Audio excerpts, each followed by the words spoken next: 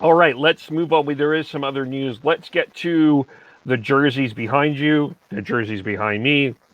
The Vancouver Canucks made some coaching news yesterday. Noel Brown is out. Ian Clark is back. Brad Shaw has been signed as an assistant coach, as well as let's break this down slowly here. Let's start with Ian Clark, and then we'll go to Brad Shaw and what is lost in Noel Brown, and there's a couple of other moves in there as well. But we'll start with Ian Clark. Bringing back Ian Clark is huge. His impact on goaltenders like Sergei Bobrovsky, Jacob Markstrom. Now we're seeing it with Thatcher Demko.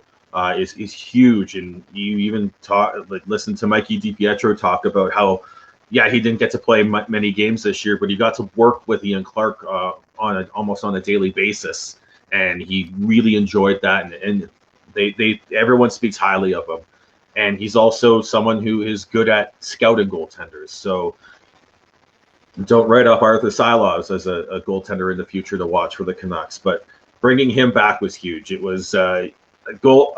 The way I look at goaltenders now is that everyone calls them bullshit and voodoo and magic, and you just don't know. It's because it's such a different position than everything else. We can look at stats and we can look at the eye test with players and see how they play. And you can unless you played net, you don't really understand it. And I think we're starting. The teams are starting to give the goalies the love they need and deserve, and to be able to develop them and to understand them as well. I don't think we understood goaltenders and what makes a good goaltender up until maybe the last couple of years, because it's just we weren't developed. They weren't being developed properly. They weren't being identified properly. And I think we need to see more from, and we need to see more development that way. And who's on the leading edge of that? Ian Clark. So I think bringing him back is huge for the Canucks. They just invested in Thatcher Demko. They needed to keep him, and they found a way, and they gave him 5 years. So they gave him more term than Jim Benning and Travis Green, which says a lot in my opinion, and it says that they understand the importance of his role and the importance of making sure that you're taking care of your goaltenders. And then they bring in Brad Shaw from the Columbus Blue Jackets. That's a new name there to help with the defense, and a significant.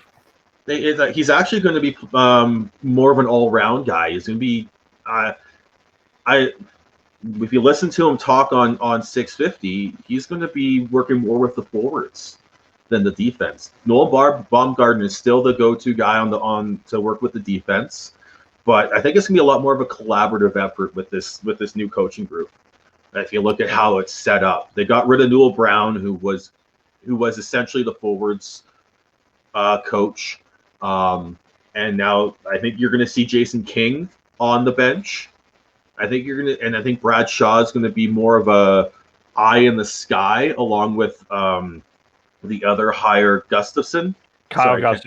Gustafson. I think those two guys are going to be eyes in the sky, and I think they're going to have. I really hope they've got a system for communication from up there down to the bench as well, because Brad Shaw has history of coaching and helping develop good young defensemen. In Columbus, he's worked with Zach Werenski and Seth Jones, and we all seen how good both those guys can be. So I think we're going to see him work with not only Quinn Hughes, but don't count out what he can do with Jack Rathbone as well. Let alone Jet Wu coming up, and maybe even Brogan Rafferty. Like there's some younger or some borderline defensemen that could really benefit from having a new set of eyes. Someone comes in, he's very technical and analytical with how he looks at things. So I think he's going to be a very, very, very good ad for the Canucks in terms of being able to develop their young players, especially on the defensive side of the game. And I also think it's interesting that Bradshaw sort of has developed his own analytic. He is not from an analytics background. He does not have that background, but he decided that he wanted to study it and learn it, and has developed his own ideas around it.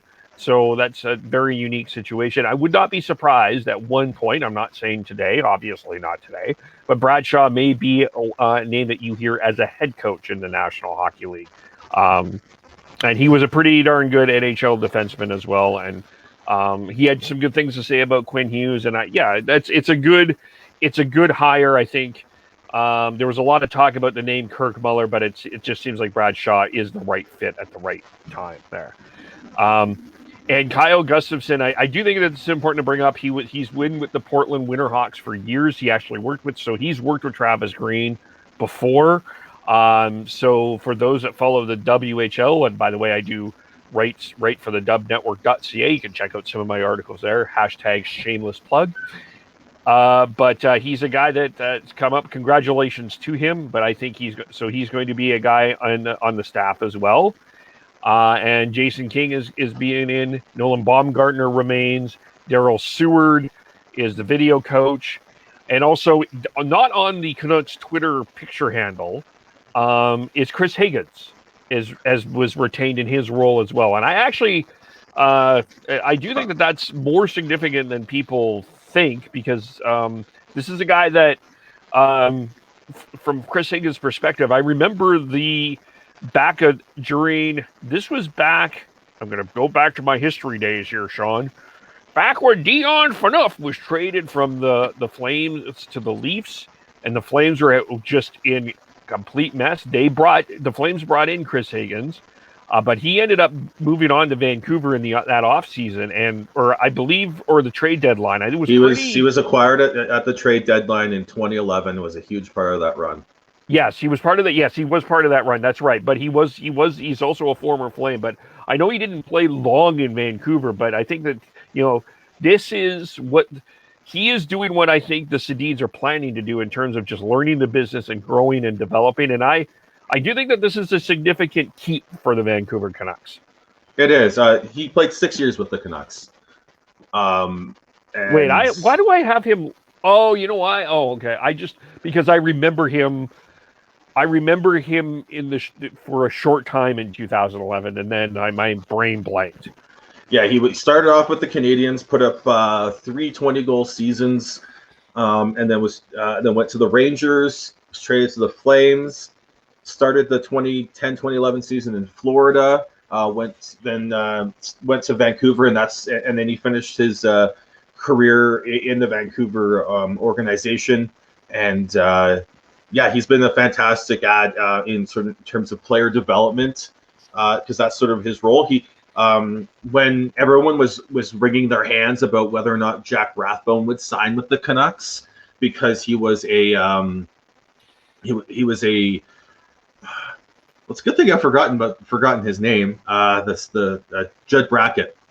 Yeah, he was a Judd Brackett draft pick, and someone who was a sort of like, they were family friends, or they had some sort of connection there, and Canucks fans were really hand wringing about that. But Chris Higgins stepped in and has been someone who is the liaison between prospects who aren't in, say, AHL or or players on the NHL team, working with them there, as well as doing some skills development with the pro players as well. So especially with the AHL team moving to Abbotsford, making sure that they still kept Chris Higgins in that role is very key.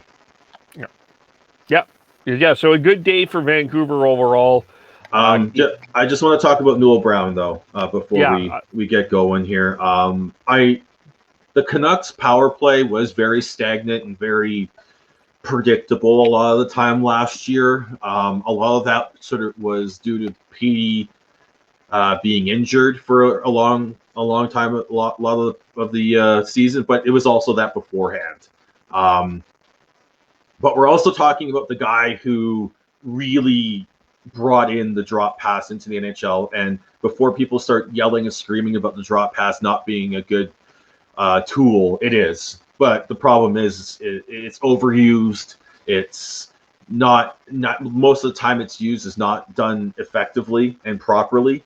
But when it's done, you enter the zone with speed. You enter the zone with your the defense on the back foot. It's when done properly, it's fantastic. And almost every team does it, and if not every team does it in some way or another. And Newell Brown has been a part of multiple power plays that were near the top of the league, if not the top of the league. He's a very good coach. He'll land on his feet. I think there needed to be a bit of a change, a bit of a new voice in the room. And I think the combination of Bradshaw and Jason King to sort of oversee that, a new look power play, I think should create some better results than we saw last year, as well as hopefully a healthy Pettersson.